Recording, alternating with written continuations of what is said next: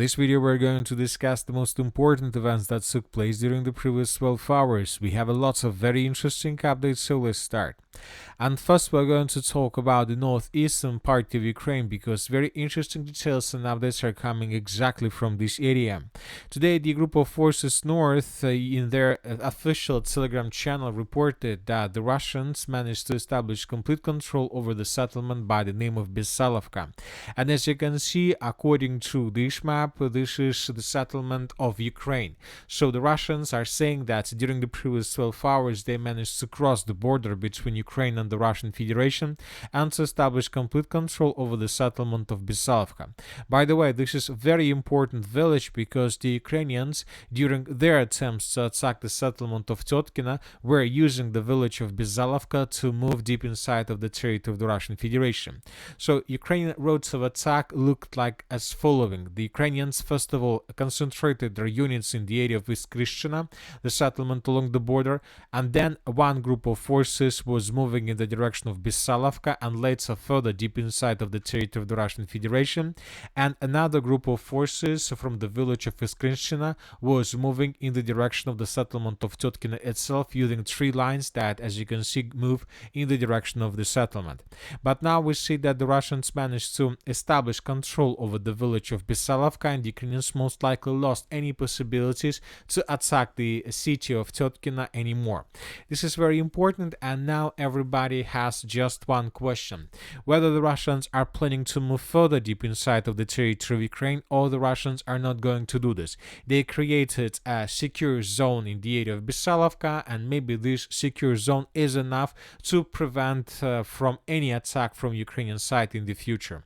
Obviously, we're going to see this and understand this in coming days and in the very near future. But if you ask my opinion, I believe that if the Russians have a goal or plan to establish control over the city of Sumy, this cannot be achieved without control over the settlements of Vorozhba and Belopolye. So we are talking about these two settlements that are located along the railways between the city of Kiev and the city of Sumy itself. And this is the main supply arteria that Ukrainians use to support their contingent on the territory of the city of Sumy and along the defense belts in front of Russian offensive operation. So without these villages, the Russians has less chances to be successful in their offensive operation in the direction of the city of Sumy. At the same time, we got very interesting reports from the village of Kondratovka. According to information we have, the Ukrainians managed to concentrate their forces around the settlement of Kondratovka from the west, from the northwest, from the south, and from the southeast.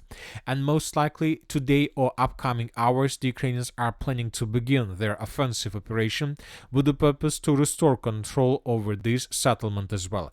Kondratovka is a very important village for the armed forces of Ukraine from many perspectives. First of all, this might be another very good-looking media victory for the armed forces of Ukraine.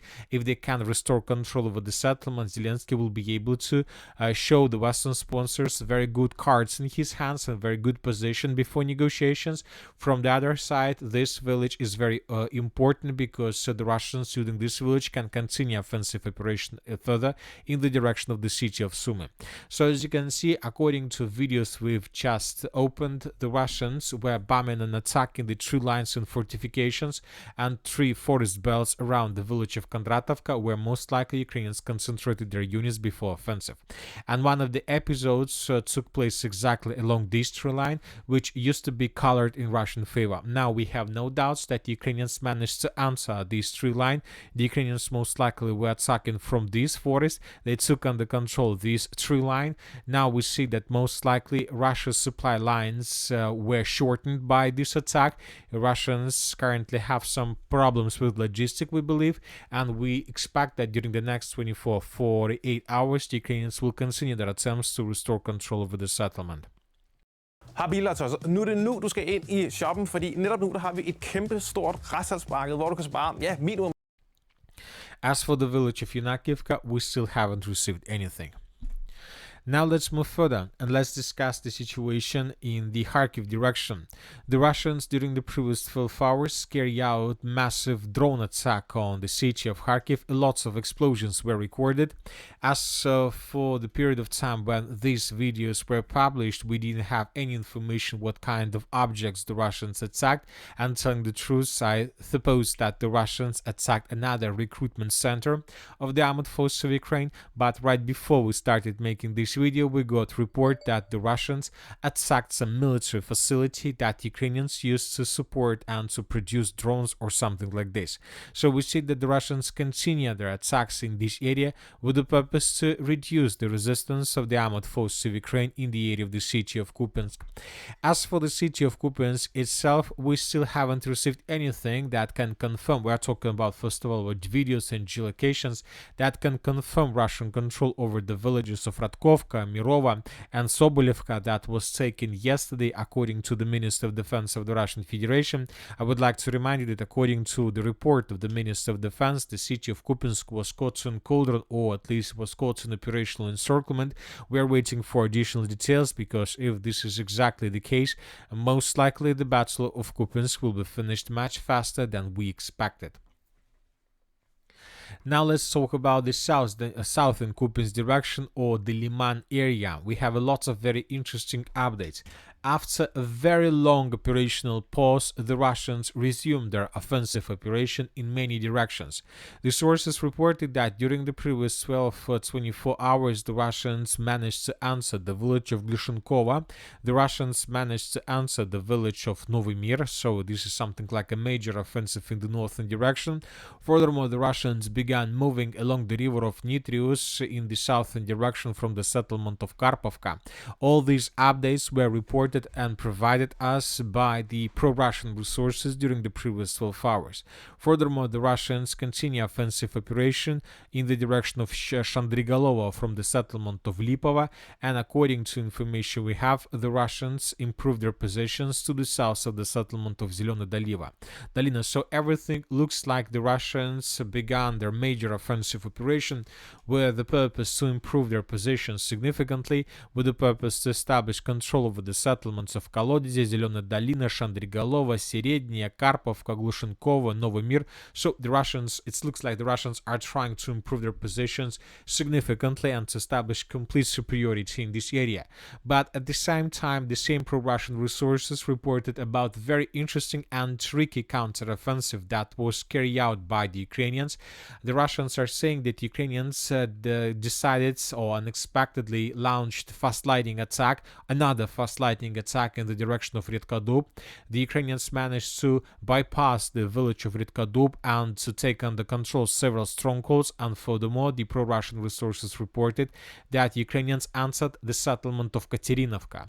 So it seems that the entire direction was cut by Ukrainians in two, and maybe the Ukrainians will intensify their counterattacks with the purpose now to destroy Russian positions, at least to the north of the settlement of Redkadub. We are talking about the villages of Glushenkova, Novomir, and Novomikhailivka. So something interesting is happening here right now. I believe that during this upcoming week, we're going to receive lots of very interesting updates about the battle for the city of Liman itself. Now let's move further. As for the Sivas direction, we continue receiving reports from the area to the east of the city. The Russians, according to information we have, secured more than 50% of the settlement of Serebryanka, which is located along the river of Seversky Donets. So according to several pro-Russian resources, by the morning of the 7th of July, the Russians established control for over something like this. Furthermore, according to the same pro-Russian resources, the regular army of the armed forces of the Russian Federation managed to enter the northeastern outskirts of the city of Siversk itself. So currently, according to information we have, the distance between first buildings and the edge positions of the armed forces of the Russian Federation could be less than 300 meters. And according to the same sources, the Russians improved their positions to the south of this area and advancing along the railways in the direction of the southern Siversk. So we see that very interesting updates are coming. Of course, we are waiting for flags. This is the only probably confirmation or only proof that we will accept, because the city of Siversk is very important. We are waiting for flags, and something tells me that first videos with first flags are going to be published in coming days. Now let's move further and let's discuss the situation in the Konstantinovka direction, more precisely in the Pokrovsk-Konstantinovka arc. First, let's talk about N32 road, where the Russians continue their offensive. The thing is that today we got a very interesting article published by the Institute for the Study of War. According to the American Institute for the Study of War, the Russian command can use the salients between Pokrovsk and Toretsk to cover Pokrovsk from the north and the northeast, or bypass the defense of Konstantinovka from the southwest. So the Institute of the Study of War for the Study of War stated that the Russians the next days are going to increase their pressure with the purpose to improve their positions along these roads of attacks. And the focal point of the Russian offensive operation in this area is the city of Dobropolye. And the Russians are going to shorten the distance as much as possible exactly to this settlement. This will allow the Russians to cut the Ukrainians in the city of Pokrovsk in Koldrun. As for the previous 24 hours, we have some confirmations from different sources about Russian progress on the ground in the area of the settlement of Koptiva. Furthermore, we have this video published by the Ukrainian sources. We will not open and watch this video due to casualties, but based on this video, we managed to geolocate the edge positions of the armed force of the Russian Federation right to the northeast of the settlement of Novoeconomichne. And based on this video, most of the mappers this morning adjusted their maps in Russian favor. So this is the situation by the end of the 6th of July, and this is the situation by the beginning of the 7th of July of 2025. Furthermore, several pro-Russian reliable resources made their own analysis regarding the situation around the Pokrovsk agglomeration, and according to them, by the morning of the 7th of July of 2025, the armed force of the Russian Federation managed to enter the southern part of Novoeconomichne and the southern part of the settlement of Nikolaevka. And according to these reliable resources, by the morning of the 7th of July of 2025, the Russians have already secured and established complete control over everything along this red line. So everything to the east or to the south of this red line is already under complete Russian control. Obviously, this is significant progress of the armed force of the Russian Federation. We are waiting for additional details. We are waiting that the Russians will enter the settlement of Novoeconomichne from the north also in coming hours, maybe in coming days, and this will allow the Russians to create a pincers, and then they will attack the central part of Novoeconomichne and the industrial zone to the west of Novoeconomichne. We're talking about this mine and its elevations around from the north and from the south. Once again, if Ukrainians lose Novoeconomichne, this is going to be the beginning of complete collapse of the city of Pokrovsk itself. The settlement of Novoeconomichne for the city of Pokrovsk is the same as the city of Solidar for the city of Bakhmut. The fall of Bakhmut started with collapse of Ukrainian defense in the city of Solidar. The fall of the Pokrovsk agglomeration will begin from collapse of the Novoeconomichne defense. Now let's move further. At the same time, the Russians increases their pressure in the southern part of the city of Pokrovsk. We continue receiving videos of how the Russians were bombing and attacking this territory with aviation and with FABs, trying to reduce the defense capabilities of Ukrainians in this area as well. So maybe, and as we discussed during the previous videos, the Russians are going to launch a support attack in the southern part of the city of Pokrovsk with the purpose to pin down Ukrainian reserves and not to allow the Ukrainians to redeploy additional forces in the northeastern and in the eastern direction. At the same time, the Russians are trying to check Ukrainian defense on the line towards the settlement of Shakhova. It's the same N32 direction. During the previous 24 hours, this territory was under very heavy fire from the Russian aviation and artillery. It seems and it looks like something like artillery preparation. Maybe upcoming hours or days we're gonna get get some changes on the ground in this direction as well. We are talking about, first of all, about the settlements of Popoy Yar, Poltavka, and Volodymyrovka and Shakhova itself. So this is already a major battle of the summer of 2025, and maybe of the entire 2025. And the major battle is the battle for this, let's say, defense line, for this pocket.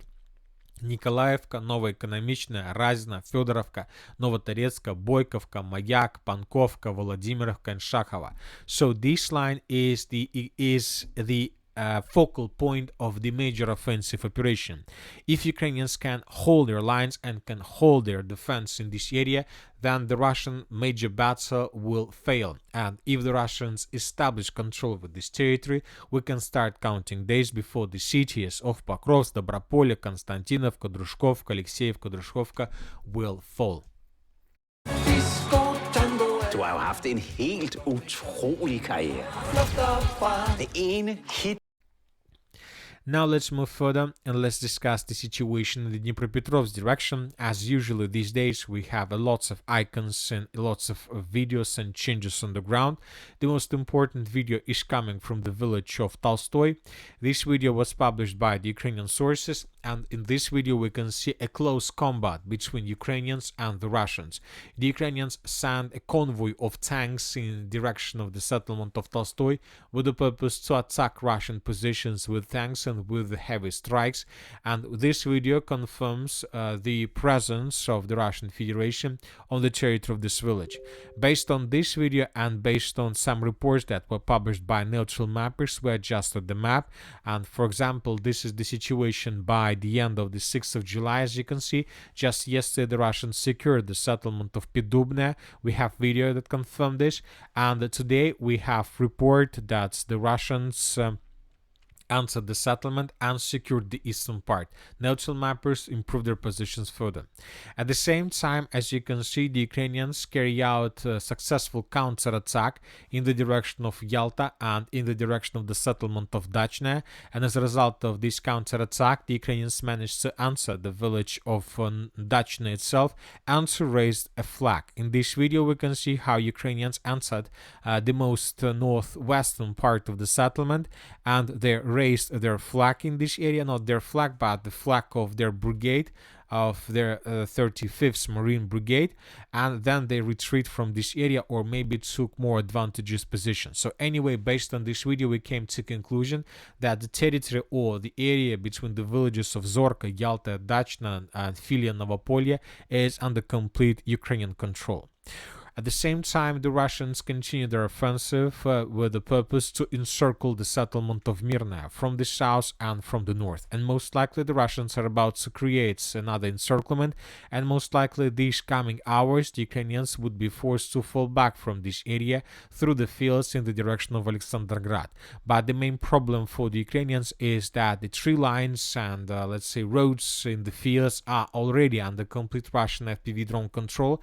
And for example, in this video we can see another attempt of the armored forces of Ukraine to retreat from the settlement of Mirne during the daylights, but the Russians managed to get this vehicle and to attack this vehicle with FPV drone.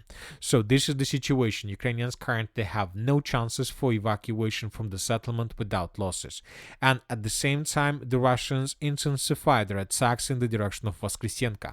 So we are going to have lots of changes in this area in coming days and obviously during this upcoming week. And that's it for the short video. Military Summary channel reminds we condemn any violence in the